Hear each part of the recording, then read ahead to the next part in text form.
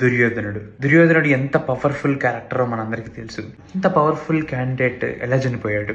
దుర్యోధనుడు ప్రతిరోజు యుద్ధంకి వెళ్లే ముందు వాళ్ళ అమ్మకి మొక్కి వెళ్తాడు. గాంధారీదేవికి కూడా అర్థమైపోతుంది మనకుండేది ఒకే ఒక బిడ్డ దుర్యోధనుడు, ఏమైనా సరే దుర్యోధన్ని కాపాడుకోవాలని చెప్పి ఆమె ఏం చేస్తుందంటే, వెళ్ళి స్నానం చేసిరా, స్నానం చేసి వచ్చేటప్పుడు ఏం బట్టలు వేసుకోకుండా రా, నేను పెళ్ళైన తర్వాత నుంచి ఇంతవరకు నా కంటికి గంతలు తీయలేదు, అది తీస్తే నా కళ్ళు మొత్తం పవిత్రతతో నిండిపోయింది, అది నిన్ను చూసిందనుకో నీ బాడీలో ఉన్న ప్రతి పార్ట్ ఒక వెపన్ లాగా మారిపోతుంది, నిన్ను ఎవరేం చేయలేరు అంటుంది. అలానే వెళ్ళి ఆయన స్నానం చేసుకొని వాళ్ళ అమ్మ దగ్గరికి అలానే బట్టలు లేకుండా నడుచుకుంటూ వెళ్తూ ఉంటే కృష్ణుడు మిడిల్లో వస్తాడు.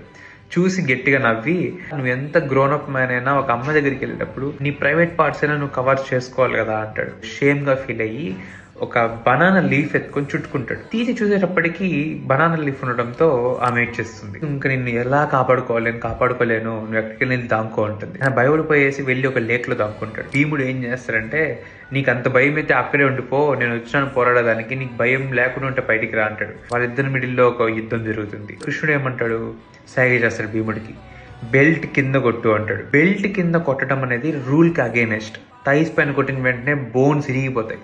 ఆయన పూర్తిగా కూడా చంపరు, ఆయన లేని పరిస్థితుల్లో అదే ప్లేస్ లో పడుకొని పెట్టేసి వెళ్ళిపోతారు. ఈ ఎపిసోడ్స్ ఇంతవరకు మీరు చూస్తున్నారంటే మీకు ఎపిసోడ్స్ నచ్చింటుంది. ఇంకా ఇలాంటివి తెలుసుకోవాలి అనుకుంటే ప్లీజ్ ఫాలో.